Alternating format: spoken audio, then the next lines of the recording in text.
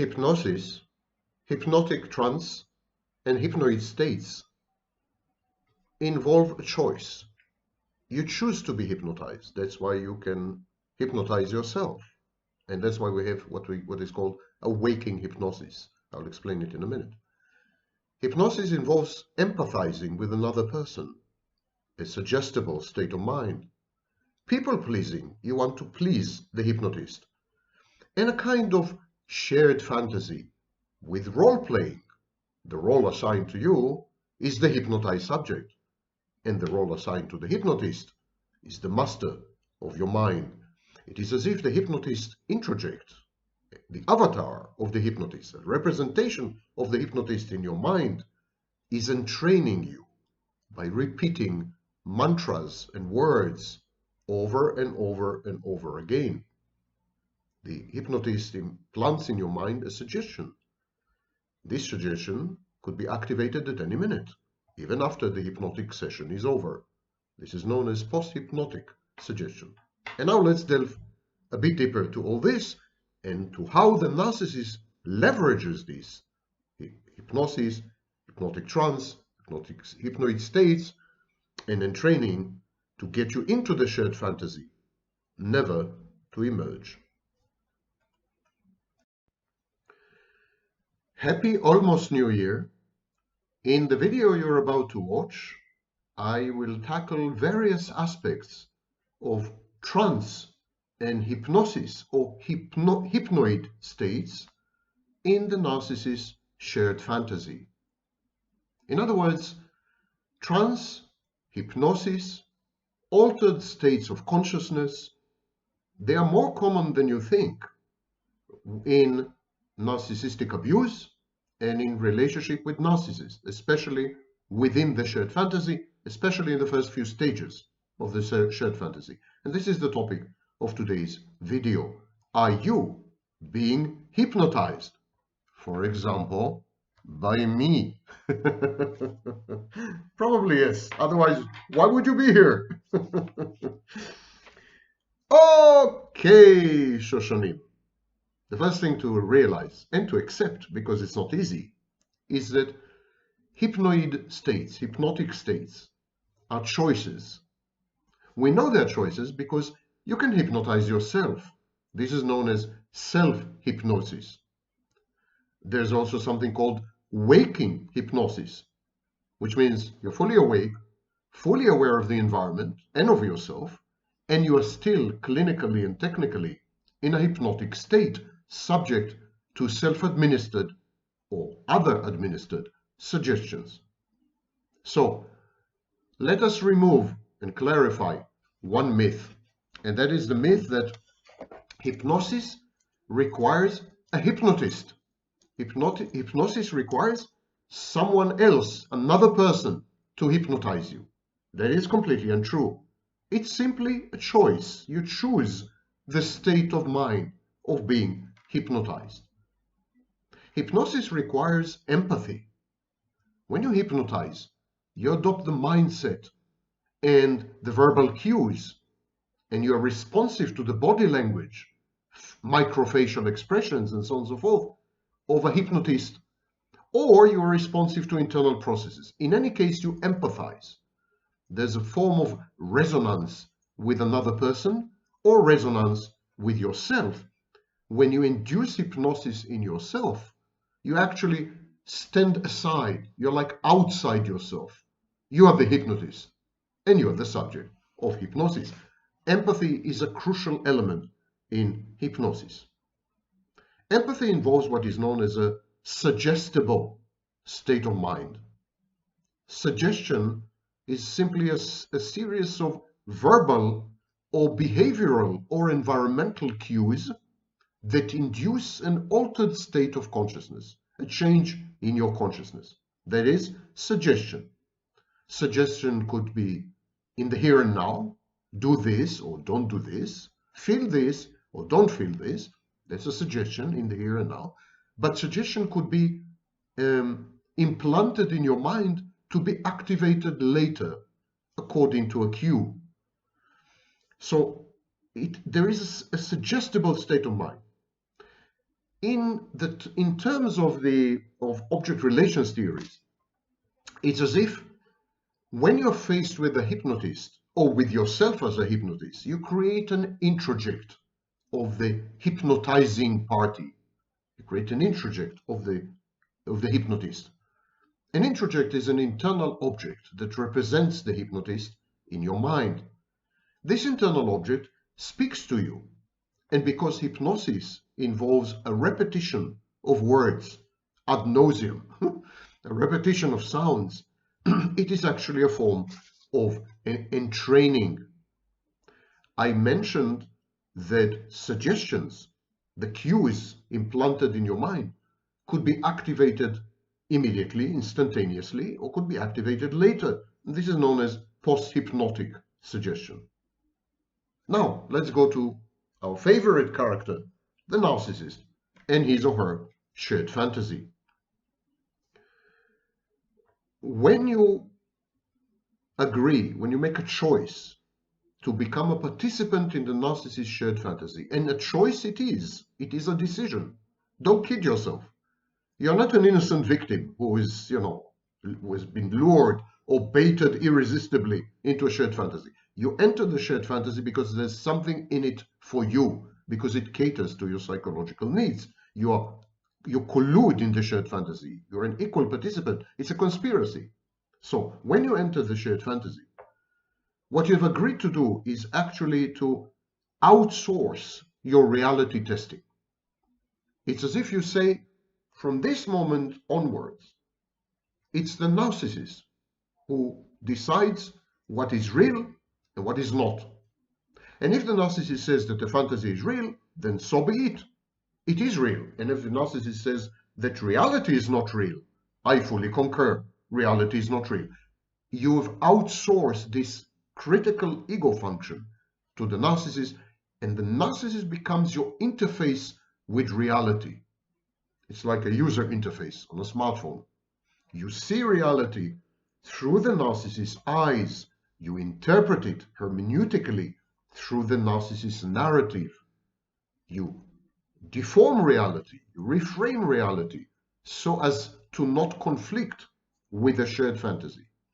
So you no longer possess the capacity for reality testing, or at least the capacity for non-mediated reality testing. The second thing is you abide by a script. You fit into a narrative, and the narrative contains what we call behavioral prescriptions. The narrative tells you what you could think, what you could believe, how you should behave, and what is out of bounds and beyond the pale. By fitting into the narrative, you adopt scripts written by the narcissist, and you begin to behave as if you were an actor or actress in a movie, as if you were participating in some theater production. The narcissist is thespian, and it's contagious. You become an actor as well. At that point, having suspended reality testing and having become an active participant in the shared fantasy, you affirm the reality of the narcissist's delusions and goals. You tell the narcissist what he or she wants to hear. And you do it in a very convincing manner because you yourself have been persuaded. You've been co-opted into the shared fantasy. There's a suspension of disbelief and a suspension of judgment. And all these elements are very prevalent and an integral part of hypnotic states. You're immured and immersed in a kind of hypnosis, in a kind of trance. There's external regulation. Your moods, your emotions, and your very self-concept, the way you see yourself, are all regulated from the outside by the narcissist. It's as if the narcissist tells you, that's who you are, that's who you should be, that's how you should behave. Reminiscent of classical hypnosis, or at least stage hypnosis. And this creates a lot of confusion between internal and external. You see, these functions, reality testing, behavioral decision-making, and so on, they're internal usually. in normal healthy people, they come from the inside. And yet in the shared fantasy, they come from the outside. They're the domain of the narcissist. He is in charge. He is the boss. He's in the driver's seat. And so you begin to confuse internal with external. There are roles assigned to you and assigned to the narcissist. And you play out these roles as if in a dream state, robotically and automatically, which again is very confusing because it seems as if the narrative has taken a life of its own. This piece of fiction has become more real than reality. And you're embedded in it. You reify it in many ways, and you can't tell the difference anymore. You regress to infancy, and you become enmeshed with the narcissist in a state of symbiosis. It's a merger with a parental figure or a secure base. And all this is done in a haze, as if you are walking through very thick and dense London fog. You're not quite sure if what's happening to you is a nightmare or a dream, or if it is reality. Gradually you sink into an extreme state of dependency, where your very existence and the reality of the world crucially depend on someone else, not on you. And if this someone else were to blink or cast you out of paradise, it will all cease to exist. Simply cease to exist. And you will be no more. Now let us delve much deeper into the way the narcissist uses hypnosis and trance and entraining unconsciously, not deliberately, but as inherent, innate strategies. How the narcissist uses all these to get you into the shared fantasy and then do with you as he or she pleases. Have fun, have fun, have fun. Your eyes are getting opener and opener until you watch this video to your very end. You know I'm hypnotizing you in my videos, don't you? That's why you fall asleep to the sound of my voice. Your eyelids are getting heavier and heavier. You sink deeper and deeper, and I implant in your mind the hypnotic suggestion of clicking on my videos ever after.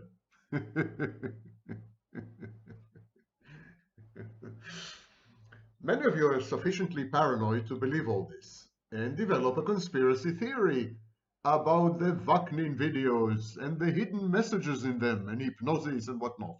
Indeed, this is the topic of today's lecture, the connection between hypnosis and the narcissist's shared fantasy, because I propose to apply the framework and the paradigm that we use to understand the interpersonal relationships of narcissists. I propose to apply them to hypnosis. And who am I to make such a claim? My name is Sam Vaknin. I'm the author of Malignant Self-Love, Narcissism Revisited. I'm a professor of clinical psychology and business management in SIAPS and a former visiting professor of psychology in Southern Federal University. Wow, that was a long hypnotic message. All right, Shoshanim.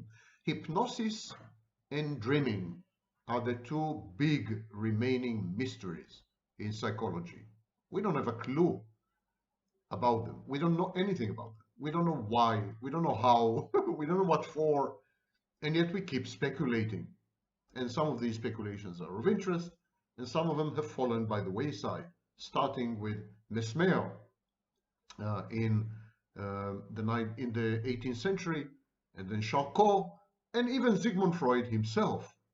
They've all speculated about hypnosis, and they've all, or most of them, have recanted.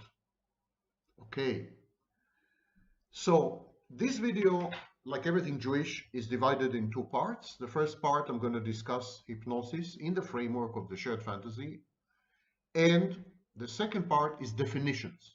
Those of you who are not acquainted with hypnosis and the professional and clinical terms attendant upon this phenomenon of hypnosis may wish to first watch the second part of the video with the definitions, like a dictionary, and then come back to the first part. So in the description, simply click on the timestamp. It says definitions of terms used in this lecture at, and there's a timestamp. Simply click on it. Click on it. Click on it. Click on it now. Yes, this was an example of hypnotic suggestion. Okay. I claim that hypnosis, exactly like other phenomena which involve sound, hypnosis is a form of entraining.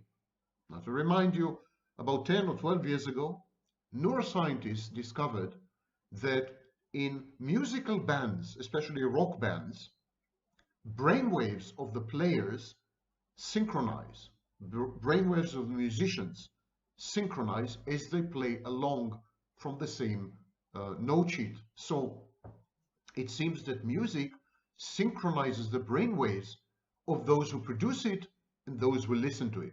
Now, music is simply a set of sounds. They're organized in highly specific ways. There's harmony, there's melody, and so on and so forth. But it's literally indistinguishable from certain speech acts, certain patterns of speech. If I were to repeat the same words over and over and over again, if I were to say a mantra over and over again, or a slogan, or whatever, this is the equivalent of music.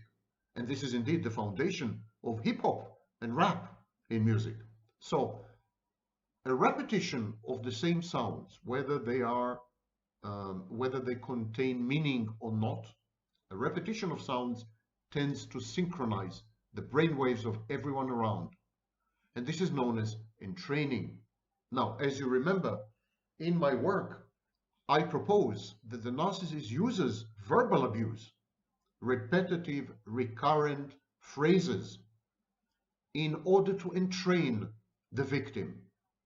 And by entraining her, synchronize her brainwaves with his brainwaves, allowing him access to her mind and the possibility to install an app and introject his own voice in her mind. This is entraining in the narcissist shared fantasy. Now, when I say his, it's also her. Half of all narcissists are women. Remember that as we go along, the gender pronouns are interchangeable. In hypnosis, we have exactly the same thing. We have a repetition of words, phrases, mantras, slogans, if you wish, agreed upon interlocutions.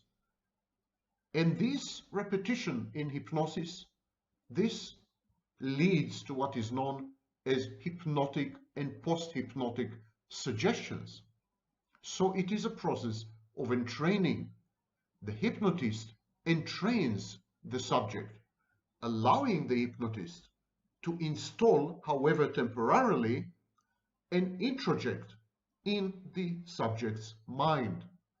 So the hypnotist introduces his own voice into the subject's mind as a kind of introject, and then this voice operates within the subject's mind and instructs the subject what to do during the hypnotic session and sometimes after the hypnotic session. This is known as post-hypnotic suggestion. Now, this is not just wild speculation. It's not even speculation. Actually, I'm relying on several studies, as is my habit. I always rely on studies. I'm relying on several studies in the field. Start with a study titled "Are Hypnosis and Dissociation Related? New Evidence for a Connection?" It was published in the International Journal of Clinical Hypnotherapy. Authors are Cleveland, Corman, Gold, and it was published in 2015. And the authors said that, I'm quoting, they said that heightened non-pathological forms of dissociation are indeed related to hypnotizability. Now, dissociation is one of the main venues, one of the main conduits of entraining. When you are being entrained, you dissociate, and it is the dissociation, this gap that opens in memory, that allows the entrainer, the narcissist, the hypnotist, allow them to access your mind through this proverbial gap and install an introject or a voice in your mind, which then maintains some control or some kind of control over you and your actions. So, dissociation, suggestibility, hypnotizability all seem to be connected. And by the way, there are dozens of studies over the last few decades which have demonstrated this connection. But more importantly, in August 2022, that's like 2 years ago, in the Journal of Neuroscience and Behavioral Reviews, volume 139, there was an article titled Hypnotic Suggestibility in Dissociative and Related Disorders, a meta-analysis. And the authors were Wieder, Brown, Thompson, Terhune, and so on and so forth. And the highlights of the study are patients characterized by severe dissociative psychopathology display elevated hypnotic suggestibility. Elevated hypnotic suggestibility was most pronounced in dissociative disorders, nothing new here, but then the authors actually described entraining without using the word. They said, and I'm quoting from the abstract, elevated responsiveness to verbal suggestions. Elevated responsiveness to verbal suggestions, the element of entraining, is hypothesized to represent a predisposing factor for the dissociative disorders and related conditions. These results demonstrate that dissociative disorders and related conditions are characterized by elevated hypnotic suggestibility and have implications for the mechanisms, risk factors, and treatment of dissociative psychopathology. Now, this is a groundbreaking, revolutionary claim. What the authors are saying is that dissociation itself is the outcome of responsiveness to verbal suggestions. In other words, the dissociation is brought on by entraining. And then once you have been dissociated by the entraining process, only then you're open to external interventions from the outside, which the narcissist abuses and the hypnotist uses. Hypnosis, therefore, can be safely construed and perceived or reconceived as a kind of shared fantasy with role-playing. Within the shared fantasy, as you recall, there are several processes taking place. There's an outsourcing of reality testing by the subject. In the case of the narcissist, there's an outsourcing of reality testing by the intimate partner or the victim. But in hypnosis, it's the subject of hypnosis. And what the subject of hypnosis does, he allows the hypnotist to become the reality testing. The subject interfaces with reality, gathers information about reality, evaluates, appraises, and gauges reality through the intermediation of the hypnotist, exactly as the intimate partner of the narcissist does within the shared fantasy. Next, within the shared fantasy, there's the subject of hypnosis or the victim of narcissistic abuse. They fit themselves, they adapt into a narrative. They assume a role within a script. And this is exactly what happens in hypnosis. Whereas the intimate partner of the narcissist would play a role within the shared fantasy in order to aggrandize the narcissist and cater to his fantasies, the subject in hypnosis would play a role within the script of the hypnotist and would obey the commands of the hypnotist in order to maintain the role within the fantasy. And so the delusions incumbent upon and inherent in the narcissist shared fantasy and the hypnotic state, these delusions are perceived to be realistic within the shared fantasy. And the goals of the shared fantasy and the goals of the hypnotic state are derived from these delusions. They emanate from them. In both cases, the shared fantasy and the hypnotic state, there's a suspension of disbelief, a suspension of the ability to judge right from wrong, factual from counterfactual, true from false. The narcissist introject and the hypnotist introject take over these functions. They provide the reality testing. And consequently, both the narcissist and the hypnotist, in their various capacities, are able to externally regulate the internal environment of the subject of hypnosis or the victim of abuse. There's an external regulation of moods, emotions, and cognitions as well as external regulation of a sense of self-worth, self-perception, and self-image. And this creates a confusion between internal and external, which is very critical in hypnosis. Because what happens in hypnosis, the subject outsources internal regulatory functions, internal ego functions. The subject outsources them to the hypnotist. And because these are internal functions, the hypnotist, while perceived as external, is also perceived as internal. So there is a huge confusion in hypnosis between what is happening internally and what is happening externally, and this is very, very reminiscent of the narcissist shared fantasy. And so it is this confusion between external and internal that renders memories suspect. I'll read to you a paragraph from a book about hypnosis.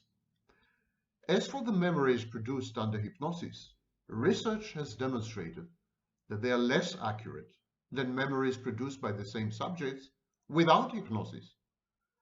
A key element of hypnosis, after all, is an increased susceptibility to suggestion and fantasy, thus making it an inappropriate tool for attempting to recover accurate memories. Furthermore, people who have recalled an incident under hypnosis tend to be more confident about the accuracy of that memory than they are about their own real memories. So this is a confusion between internal and external. Memories are perceived as external and therefore objective and neutral and accurate, when actually they're internal and they are subject to all the vagaries and problematics of memory creation internally. And I recommend, if you want to learn more about this, I recommend that you watch my video about memory and identity. Within the hypnotic session, within the hypnotic state, there's a symbiotic merger between the hypnotist and the subject. The subject is regressed into infancy. The subject becomes infantile, while the hypnotist becomes a parental figure. There's a merger and fusion between the hypnotist and the subject, which allows the hypnotist to control, to some extent, the subject's cognitions and behaviors and memories. And this merger and fusion with a secure base parental figure is also common in the shared fantasy with the narcissist. Shando Ferenczi in 1909, which was a bit before my time, elaborated on this. He declared that the hypnotic state was in essence a transference phenomenon. Some aspects of the hypnotist were paternal, the authoritative position, the forceful suggestions, and some aspects of the hypnotist were maternal in nature, for example, the soothing voice. So the hypnotist provided a parental dyad and regressed the subject of hypnosis to an infantile state, which implied dependence, and control, which is exactly what the narcissist does to the victim. Now, hypnosis is much more powerful, much more potent in people who have experienced soul murder. Now, you know that I don't believe, or I don't use the word soul, but soul murder in this case is a metaphor which was used in early psychoanalytic literature. Soul murder is not a diagnosis, nor is it a mental health condition. It is a dramatic term, and I'm quoting from an encyclopedia. Soul murder is a dramatic term for circumstances that eventuate in crime, namely the deliberate attempt to eradicate or compromise the separate identity of another person. The victims of soul murder remain in large part possessed by another, their souls in bondage to someone else. It can result from childhood abuse, whether sexual molestation or physical beating, leading to overstimulation, terror, and anger.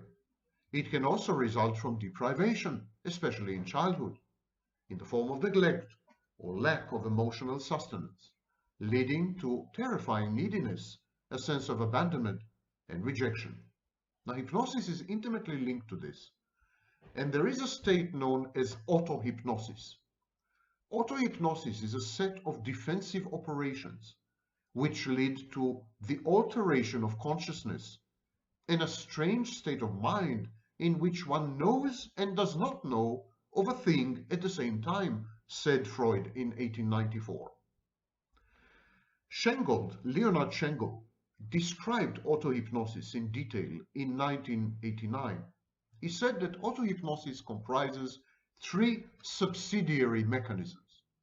He called the first one hypnotic evasion, involving the use of altered consciousness as a defense against libidinal and aggressive drives.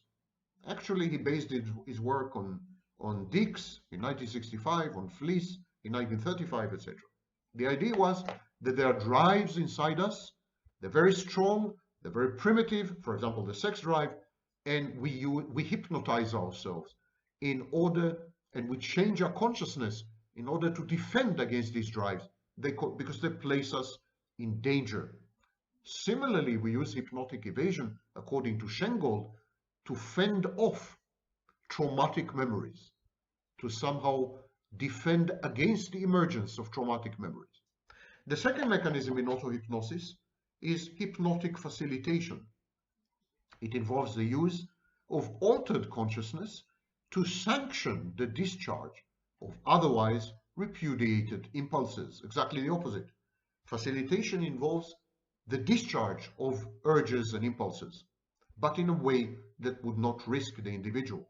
And number three, autohypnotic vigilance, which involves hypercathexis, doubling the emotional investment of certain perceptual functions existing side by side with defensive obliviousness of other environmental cues.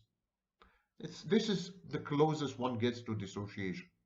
Now, all these mechanisms of autohypnosis exist in people who suffered childhood abuse and trauma, and they render such people easier victims, easier targets for the narcissist and for the hypnotist. Now, hypnosis is a benign state. Narcissism, the shared fantasy, they lead to narcissistic abuse. But both situations, hypnosis and the narcissistic shared fantasy, make use of the victim's autohypnotic faculties. And the more the victim is broken, the more the victim is damaged, the more the victim has been subjected to adverse childhood experiences, the more likely the victim is to self-hypnotize. And the narcissist leverages this autohypnosis in order to take over the victims. Schengold said that an individual using such autohypnotic vigilance could come across as an expert witness, even a sensitive detective, preternaturally alert to clues. But, he said, it's a completely unreliable observer. In other words, what Schengold is implied in 1989 is that autohypnosis involves a lot of self-deception. The victim deceives herself that she is in control. She is perceptive. She is perspicacious. She is wise. She is intelligent. She is clever. She is not gullible. She is not naive. She is an observer of human affairs with sharpness and cunning. But in reality, says Schengel, she is susceptible and vulnerable and an unreliable observer. And all three mechanisms are regularly employed by the victims of soul murder. The final adherence or the final coherence between hypnosis and the shared fantasy has to do with self-states. Now, for those of you who are not aware of my work in the field, so I advise you to search the channel for self-states. Start with the video about IPAM, intra-psychic activation model, IPAM. Start with this video and go from there. Self-states simply says that there is no unitary self, that we all have an assemblage of self-states which we use in accordance to and which are reactive to environmental cues. So here's something from a book about the correspondence between self-states and hypnotic states. The most popular state theory, which insists that hypnosis involves an alteration of conscious awareness, is Ernst Hilgard's neo-dissociation theory. According to Hilgard, the mind contains multiple parts that are not all conscious at the same time, and which are ordinarily under the influence of a centralized control structure. Under hypnosis, says Hilgard, a dissociation or split in consciousness occurs, in which subjects surrender to the hypnotist some of their usual control over voluntary actions, while gaining some control over typically involuntary processes such as sensitivity to pain. Control over pain has, of course, been a major concern of research on hypnosis since James Braid's time in the mid-19th century. And Hilgard conducted a classic study intended to explain this control of pain in terms of dissociation. Hilgard had hypnotized subjects and asked them to immerse one hand in ice water, following a hypnotic suggestion that they would feel no pain. The technique came to be known as cold pressor test. Subjects were asked to press a key with the other non-immersed hand if they felt any pain. So there was a hypnotic session, the subjects were hypnotized, they received a suggestion to place one hand in ice-cold water and the other hand on a key, on a button. Verbally, subjects typically reported almost no pain, but they pressed the key. They pressed the key, indicating a substantial amount of pain. It's as if the subject split. One part of the subject experienced pain and was pressing the key, and the other did not experience pain at all, because the hypnotic suggestion was, you're not going to experience pain. And so the key pressing, said Hilgard, indicated a substantial amount of pain. Hilgard explains, I'm continuing from the book, Hilgard explains that a hidden observer was reporting on the pain, while no pain was experienced by the part of the mind that had conscious awareness.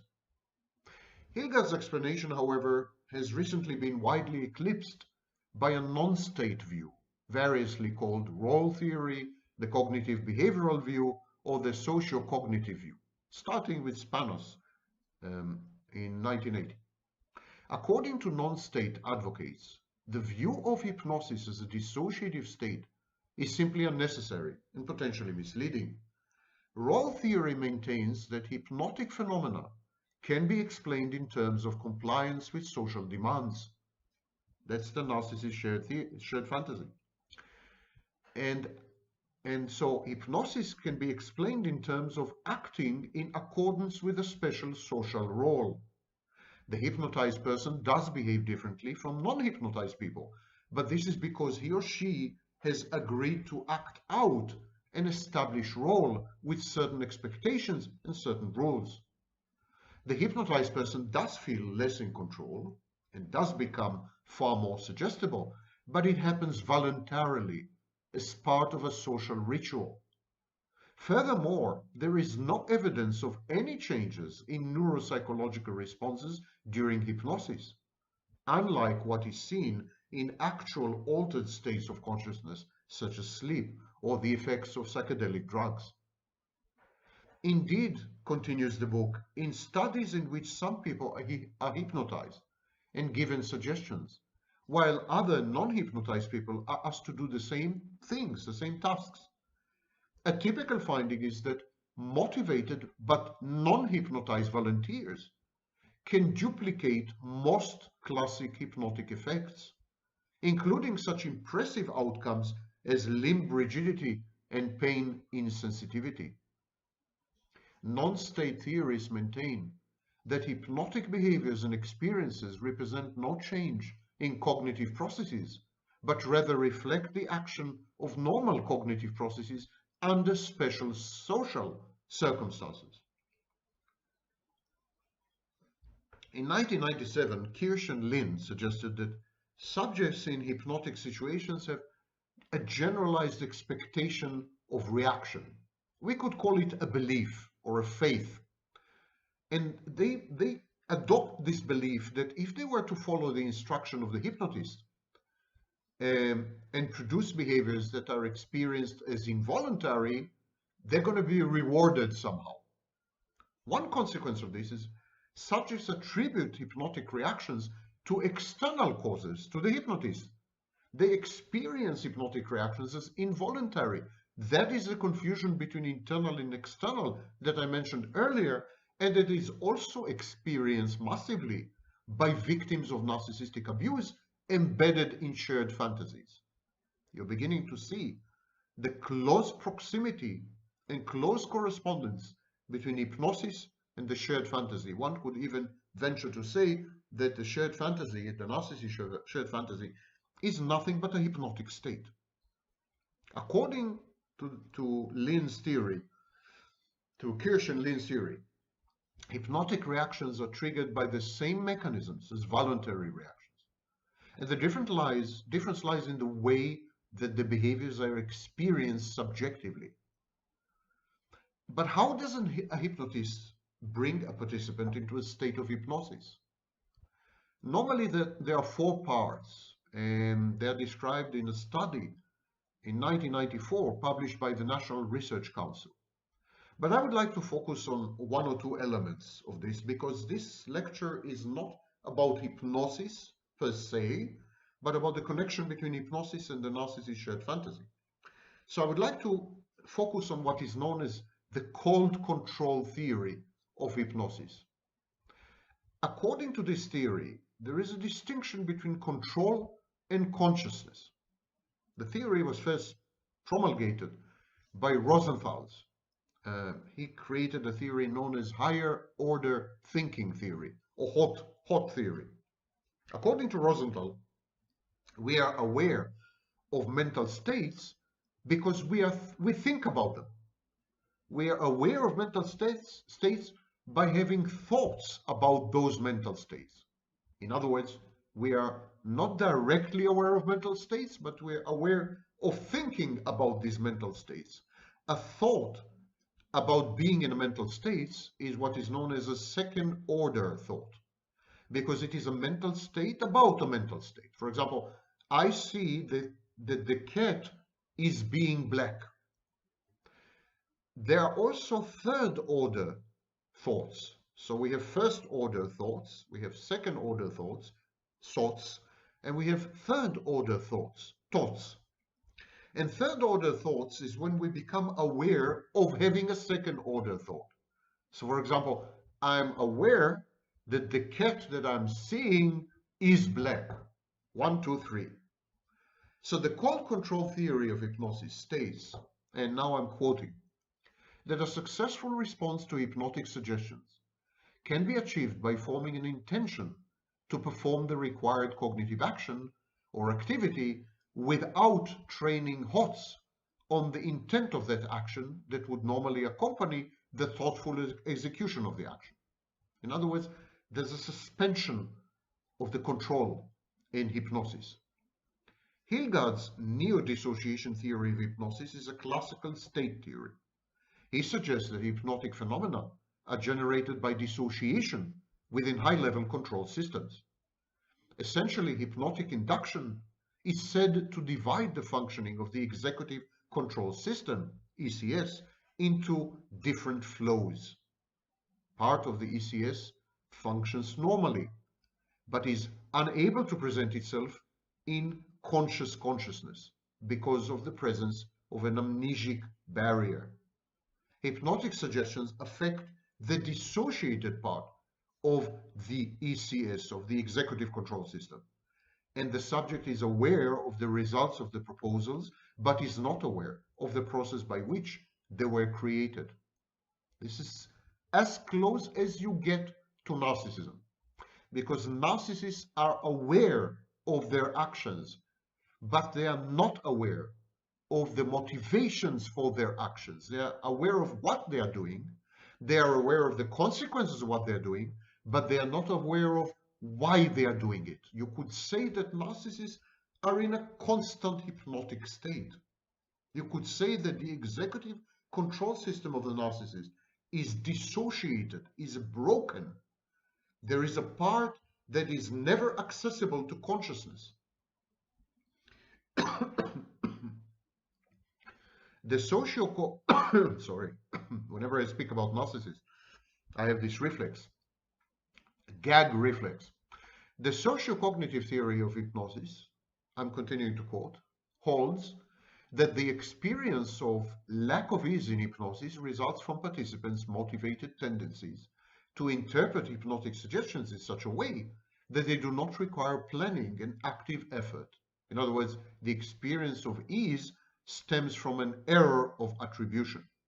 The attribution of the will depends on the type of response set that has been put in place. And if there is a hypnotic set of responses, the will is assigned externally. Simply put, hypnosis occurs effortlessly when individuals expect things to be effortless, and then they decide, more or less consciously, to respond with suggestions. This is an overview of hypnosis, and I demonstrated to you the interfaces between hypnosis, narcissism, and the narcissist shared fantasy. If I'm right and the narcissist is in a constant hypnotic state, then obviously any extension of the narcissist, any cognitive and emotional extension, for example, the shared fantasy, would also constitute a hypnotic space. And anyone who enters this hypnotic space would be hypnotized. I think hypnosis could become the explanatory and organizing principle when we try to understand the interactions between the narcissist and his victims and his intimate partners, one and the same.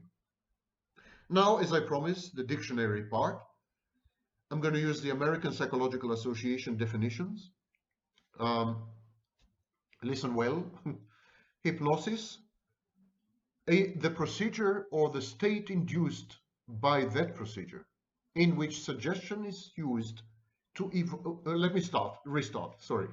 Hypnosis, the procedure or the state induced by that procedure in which suggestion is used to evoke changes in sensation, perception, cognition, emotion, or control over motor behavior. Subjects appear to be receptive to varying degrees to suggestions to act, feel, and behave differently than in ordinary waking state. The exact nature of hypnotic suggestibility and its possible therapeutic uses are still being studied and debated. As a specifically psychotherapeutic intervention, hypnosis is referred to as hypnotherapy. Okay, waking hypnosis, any technique in which hypnotic effects are achieved without reference to sleep or to a trance. It is induced through an apparently natural but carefully considered choice of simple words, gestures, and directives upon which to focus. A great definition of entraining, by the way. Hypnotic susceptibility, the degree to which an individual is able to enter into hypnosis, Although many individuals can enter at least a light trance, people vary greatly in their ability to achieve a moderate or deep trance. This is also called hypnotizability. And I remind you that people who have experienced childhood abuse and trauma are more suggestible and more hypnotizable for reasons that I've enumerated in my lecture earlier. Now, we measure susceptibility using the Stanford Hypnotic Susceptibility Scale.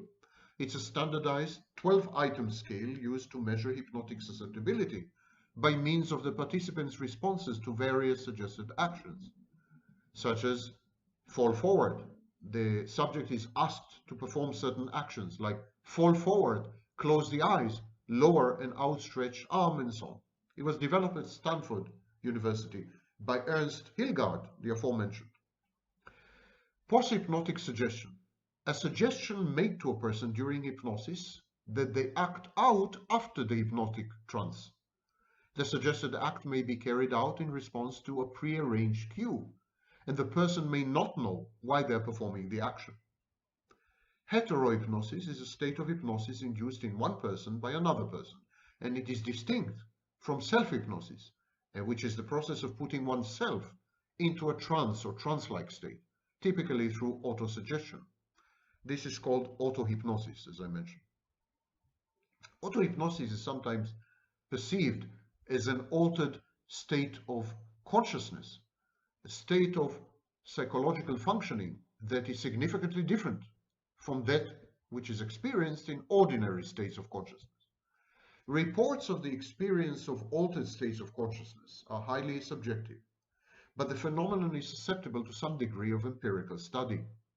It tends to be characterized by altered levels of self-awareness, affect, reality testing, orientation to time and space, wakefulness, responsiveness to external stimuli, or memorability, or by a sense of ecstasy, boundlessness, or unity with the universe. Altered states may result from changes in neurobiological functioning due to oxygen depletion or use of a psychoactive drug. From hypnosis, meditation, and sensory deprivation, we also obtain altered states of consciousness. Mystical or religious experiences lead to the same. Although classical psychoanalysis has tended to regard altered states of consciousness as symptoms of regressive states, other schools of thought, such as Jungian, humanistic, and transpersonal psychology, regard altered states of consciousness as higher states of consciousness, and often as indicative of a more profound level of personal and spiritual evolution. Now, of course, one can engage in auto-hypnosis, as I said, and in auto-hypnosis there's auto-suggestion, the process of making positive suggestions to oneself for such purposes as improving morale, inducing relaxation, or promoting recovery from illness. Self-suggestion is sometimes used in autogenic training and self-affirmation. So this is the dictionary. And last comment I would like to make is about hypnotherapy. And I would like to read to you a segment from a book about hypnotherapy. Hypnosis may be used in psychotherapy as an adjunct with all types of patients and problems. It is particularly indicated when one wishes rapidly to establish rapport with the patient, as in short-term psychotherapy, and to reinforce authoritative suggestions for symptom relief or removal. Hypnosis permits the re-experiencing in fantasy of real-life experiences that have consistently provoked avoidance reactions, for example, trauma. Gradually, patients become immunized to the traumatic events in their everyday lives. They learn to dampen fantasies of anticipated catastrophic happenings. They learn to control catastrophizing. Patients are enabled to talk more freely about these experiences and to strip them of their terrorizing connotations. The therapist may encourage the patient to reenact scenes that stimulate painful emotions. In those patients who cannot remember dreams, hypnosis often helps to break through the resistance, and they begin to talk about even the most repressed elements. As the patient successfully copes with his fantasies of aggression, assertiveness, and sexuality, the patient is less burdened with the need to suppress and repress. Energy is released for more constructive activities. A rich background in psychotherapy is an essential prerequisite for hypnotherapy. Preferably, the therapist should have been schooled in a variety of approaches, including psychoanalytically oriented psychotherapy and behavioral modification.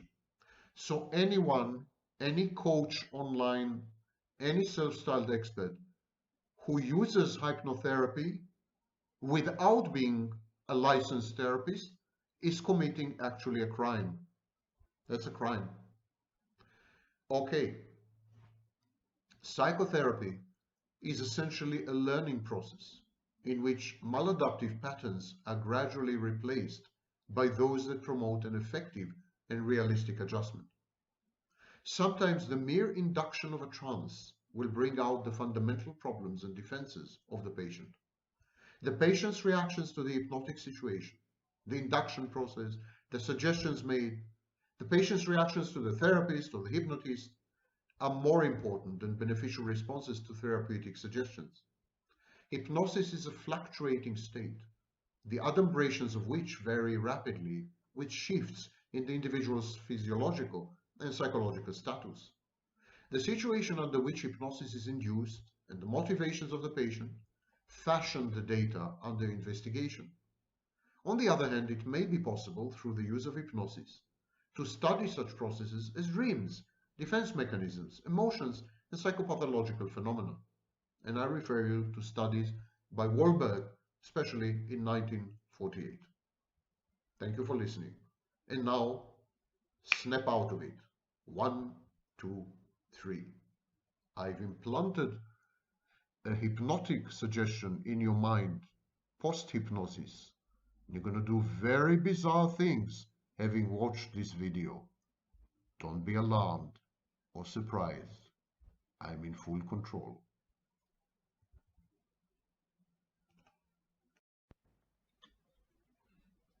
Focus on my lips as I speak. Watch my lips in motion. Your eyelids feel heavier and heavier. You're sinking into deep sleep. I've been told that this happens to most of my listeners.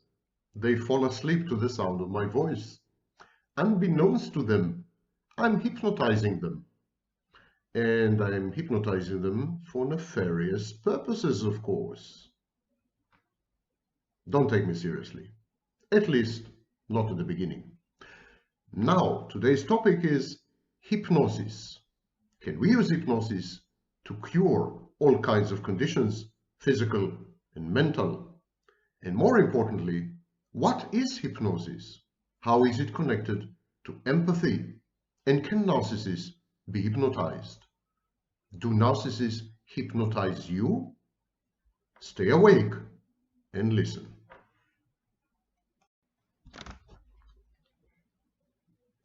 Clinically, the narcissist hypnotizes you. He puts you in a state of trance. I have discussed in previous videos the phenomenon of entraining. Entraining is when two physical brains synchronize. They display the same wavelengths and wave patterns. Entraining was first discovered about 10 years ago among musicians. Musicians in a common jig, musicians in a rock band, synchronize their brainwaves as they play music. Similarly, the narcissist uses speech patterns, repeated sentences, kind of mantras, to brainwash you and synchronize your brain with his brain. There are several videos on this channel that I've dedicated to the phenomenon of entraining. Some of them dialogues with Richard Grannon, some of them standalone, and therefore less interesting videos. Entraining is, of course, a subspecies of hypnosis. And so today I would like to discuss A third possible explanation for hypnosis. Later in the video, I will describe to you previous attempts at trying to understand this amazing phenomenon. The trance, the hypnotic state. What are they? How do they come about? Can they cure? Can we use hypnosis to cure? Can we use hypnosis to explore the unconscious, buried and hidden treasures of memory? No, I will not go there. Can you use hypnosis to go to previous lives? Because I don't believe there are any previous lives. Only retards believe that, and I'm not a retard. But I will discuss all the other uses of hypnosis and the proposed explanations for it. However, before I do that, I would like to present to you my thoughts about this phenomenon. I think hypnosis is an extreme form of empathy. I think hypnosis is a state very much like highly sensitive people. Hypnosis is when the subject of the hypnosis and the hypnotist synchronize. They become one.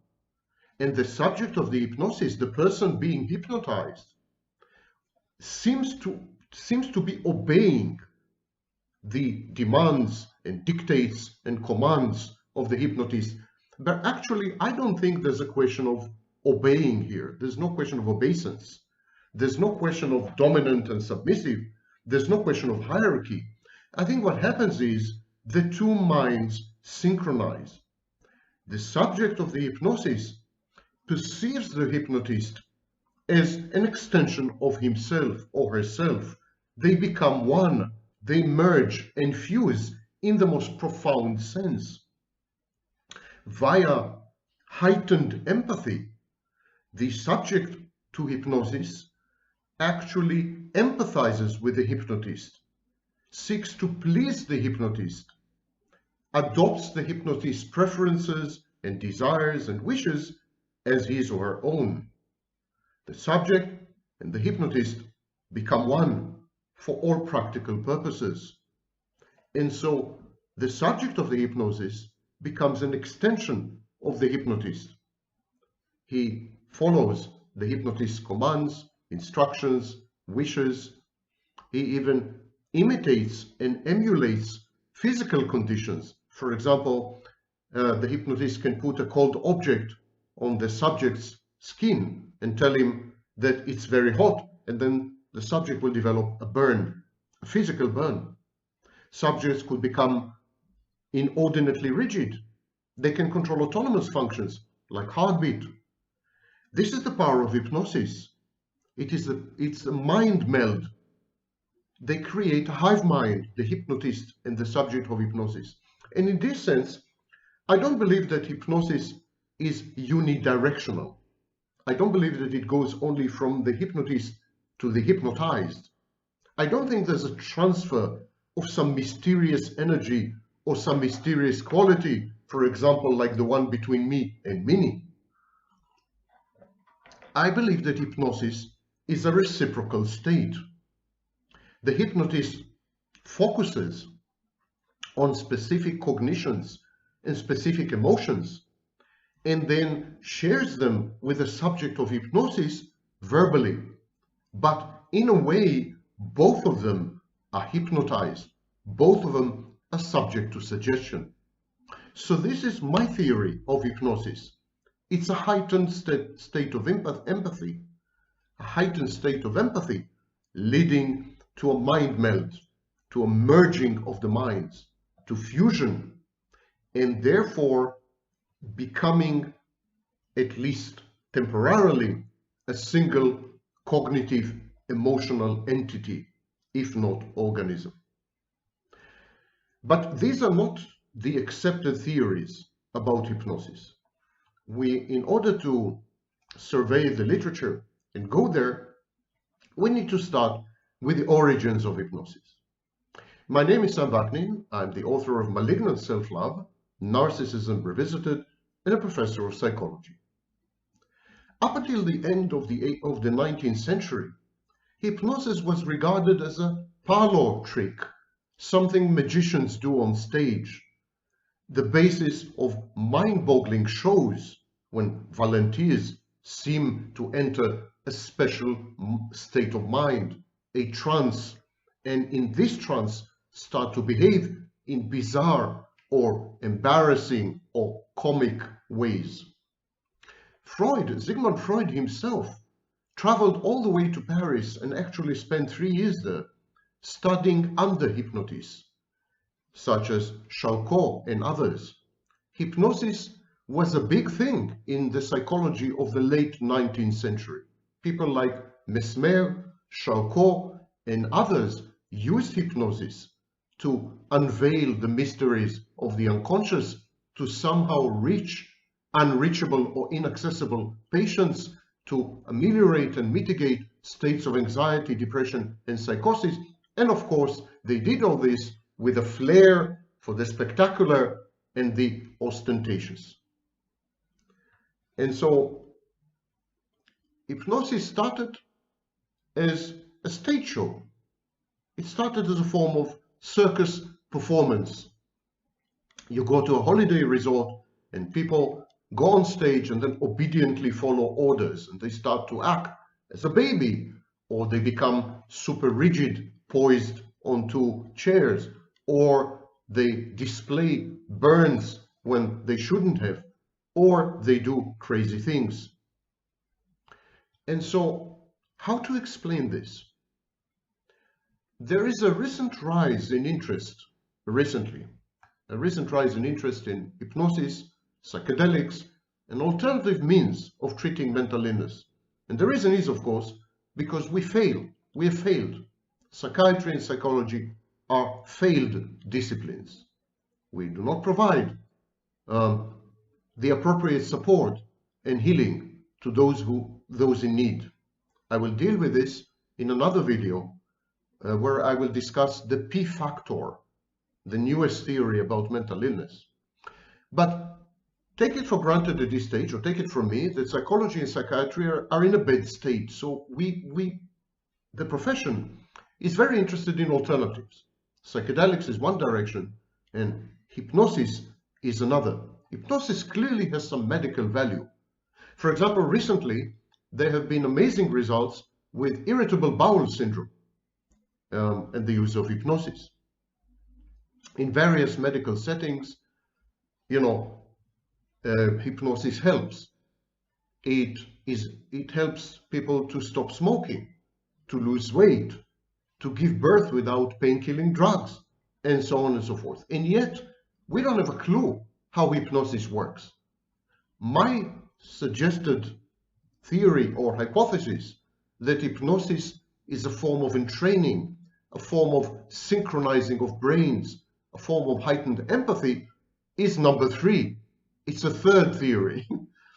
And none of these theories, myself included, can account or does account for the majority of phenomena associated with hypnosis. We don't understand what's going on. We don't understand how hypnosis benefits people. We don't understand the concept or the mechanism of suggestion, let alone autosuggestion or post-suggestion. Suggestion is actually the command, the verbalized command given by the hypnotist to the hypnotized. And suggestion can be auto-administered. In other words, you could administer suggestions to yourself. You can self-hypnotize. There's also something called post-suggestion, where you are subject to a suggestion while you're hypnotized, and then you act out the suggestion after you've woken up from the hypnosis.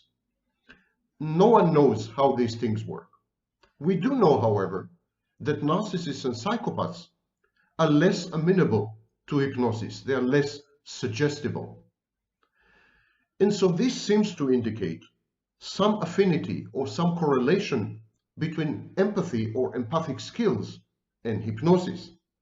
But on the other hand, people with histrionic personality disorder and people with borderline personality disorder are more suggestible than the general population. They are more amenable to hypnosis. And in both these disorders, especially in histrionic personality disorder, empathy is impaired. So this seems to contradict my hypothesis, seems to falsify it. Anyhow, it's one thing that is known is that to derive any long-term benefit from hypnosis, you need several sessions. And another thing we know for sure is that hypnosis doesn't work with everyone. Not everyone can be hypnotized. There are many people who are resistant to hypnosis. Are they control freaks? Possibly. Do they lack empathy? Yes, in the case of narcissists and psychopaths. Is there another problem, perhaps? Should there be a match in personalities between the hypnotist and the subject of hypnosis? Is it a form of bonding or attachment? We simply don't know. It's not that we haven't been trying to understand hypnosis for the last 150 years. It's not that there is a shortage of ideas on how to explain hypnosis. I counted in the preparation for this video,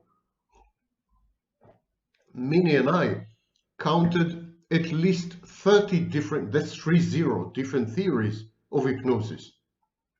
Generally speaking, there are two types of theories. The first idea is that when people are hypnotized, their brains enter a special state where they become unusually suggestible or more likely to follow instructions. My theory of hypnosis is an offshoot of this idea. In my theory, people do enter a special state, a state of synchronization. The brain of the hypnotist and the brain of the hypnotized become one. Their waves and frequencies are synchronized. It's a process of entraining via empathy. And then the hypnotized becomes an extension of the hypnotist. They merge and fuse, the boundaries blur, and they become a single mind, a mind meld or a mind hive. So this is one form of thinking about hypnosis. It seems to be a state of focused attention coupled with relaxation and loss of awareness of other external influences, kind of blocking out the world. But this is one camp, one group of ideas. The other group of ideas is that during hypnosis, people don't enter any special state. There's no special state. They behave as they do because of simple societal pressures, social expectations to follow the hypnotist's requests. It is simply more awkward, less pleasant, and more embarrassing to disobey the suggestions, the requests, the wishes, and the commands of the hypnotist. In other words, the second camp, the second group of ideas attempting to explain hypnosis actually say that hypnosis is a people-pleasing experience. The hypnotized person tries to people please. He tries to please the hypnotist. So these are the two battling or conflicting groups of ideas. Special state of mind, or it's a social people-pleasing behavior. It's very difficult, as far as I'm concerned at least, it's very difficult to accept the idea that hypnosis is an exercise at people-pleasing. We don't feel the slightest desire to obey other people. If you were to be approached by a random person in the street and he started barking orders at you, you are not likely to obey. On the contrary, you're likely to develop defiance or reactance. But it is true that there are specific situations where we do start to behave in ways that other people want us to, or ways that other people expect us to. There are special social situations where we do tend to people please, even if we are not people pleasers by nature. For example, how many times were you approached by a waiter after a meal in a restaurant and asked, "Did you like the food?" Many times. How many times did you tell the truth? "No, I did not like the food, it sucked." Very few times. So you were trying to people please. You were trying to please the waiter. You were telling the waiter, "I love the food," even though you hated it. How many times at the end of a theater show or a concert or a play, everyone stood up and there was a standing ovation. How many times did you remain seated? How many times did you defy the audience, the behavior of the audience? Not many times. Peer pressure does alter behavior, and peer pressure is a form of people pleasing. It is nearly impossible to defy the combined societal and cultural pressure emanating from the audience in a stage show of the hypnotism. The audience expects the hypnotized subject to collaborate with the hypnotist and to deliver entertainment. This is huge pressure. British illusionist Darren Brown, who used to be a hypnotist himself, has written a book called Tricks of the Mind, published in 2006, an amazing book in which he explains this dynamic. Same with magicians, by the way. Magic, stage magic, I mean, relies a lot on peer pressure, expectations, and a modification of a state of mind to cohere with the ambience. So I think that both camps actually agree that there is an altered state of mind, only they disagree on the nature of the change. The first camp believe that the hypnotist's mind takes over the hypnotized mind. The hypnotist takes over the subject. I believe it's done via entraining and a synchronization of the wave function of the two brains. They become one, they merge and fuse. Others believe that the suggestion itself creates a special state of mind where a person is more amenable to following and obeying instructions. And yet others believe that peer pressure, expectations, social context, and the need to perform, they all collude to produce a people-pleasing state of mind. Peer pressure cannot explain all the strange things that people do under hypnosis. I described, for example, the case of a burn manifesting suddenly on the skin, having been touched by a cold object. I describe people who are rigid enough to support enormous weight, they become rigid enough to support enormous weight or regulate their heartbeat. So this is very difficult to explain these feats and accomplishments only via the construct of peer pressure. But it's not impossible, because non-hypnotized people actually replicated all these things. They were not subject to suggestion, but they were subject to peer, audience, public expectations. They had to perform somehow. They had to people please, even though they have not been hypnotized and they were not exposed to a suggestion by a hypnotist, and yet they replicated all these things. It is possible to act like a baby, for example, if you're in a social situation where this is expected. For example, you're an actor in a play or during certain sex practices. So it's very difficult to work out which of these competing ideas is correct. Because when you question people after they have been hypnotized, they say that they felt compelled to obey the instructions, but they can't tell you why. Some researchers, of course, subjected hypnotized people to brain scans, and they compared these scans to the brain scans of those carrying the same tasks while merely pretending to be hypnotized. So there were studies where there was one group of people pretending to be hypnotized, carrying out all these functions, doing all these things, replicating all these acts, but they were not actually hypnotized. They were never exposed to a hypnotist. And there are a second group of people who were subject to suggestions by a hypnotist and did the very same things. And so they scanned the brains of these two groups, and they did find differences in brain activity. These studies are new, relatively new, and they're not conclusive. The samples are too small, and so on and so forth.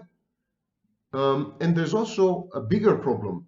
There is the growing realization that brain scanning research in general is unreliable. And I'm going to discuss it in a separate video.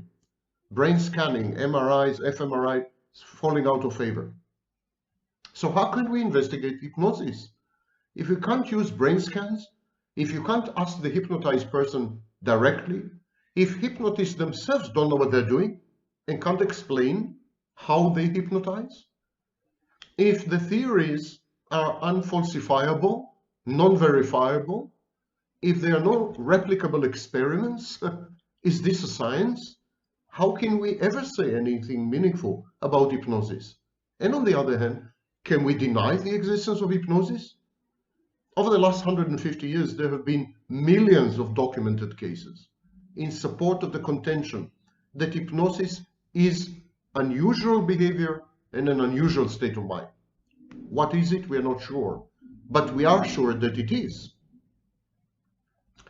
There was a study in 2017 which supported the special state idea. And this is the first, I think, pretty conclusive study to have emerged. And so it seems that we are we're gravitating towards a special state of mind explanation of hypnosis. Hypnotherapy is not a medical panacea.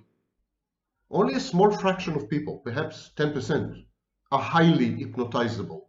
And you need to be highly hypnotizable to react to medical suggestions.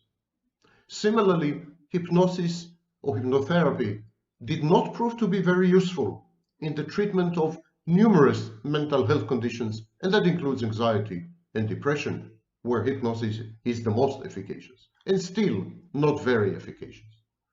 Hypnosis, of course, cannot be used to treat complex or hyper-complex conditions like personality disorders. And there is also a question of whether hypnosis is a proxy.